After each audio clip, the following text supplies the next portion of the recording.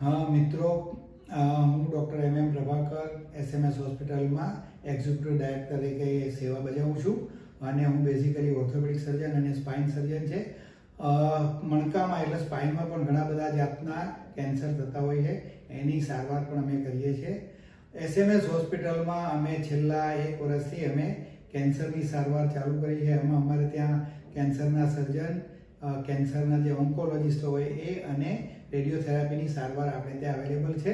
એટલે બધી જ જાતના જે કેન્સર છે એની સારવાર આપણે અહીંયા ઉપલબ્ધ છે. અત્યારે ભવિષ્યમાં અમે એક નવું સોપાન પણ અહીંયા કેન્સર માટે ચાલુ કરવાના છીએ. અમે એક આખી સેપરેટ કેન્સરની વિંગ હશે. એમાં જે સાધનો કહેવાય રેડિયોથેરાપીના સાધનો, જે સ્પેશિયલ નાઇફ છે, ગામા નાઇફ, એ અને બીજા રેડિયોથેરાપીના અને એના ઉપરાંતના સર્જિકલ વિંગ, સેપરેટ થિયેટર અને જે કિમોથેરાપીની જે વિંગ છે એ બધું જ ચાલુ કરવાના નજીકના ભવિષ્યમાં છીએ.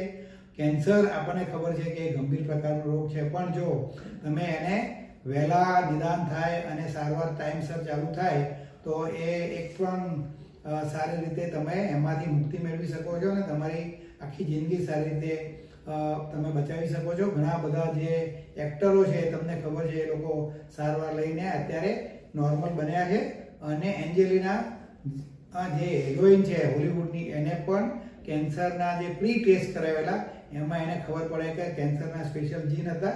એને પર સર્જરી કરાવીને અત્યારે પણ એ ખૂબ જ સારી રીતે સમાજમાં જીવી રહી છે.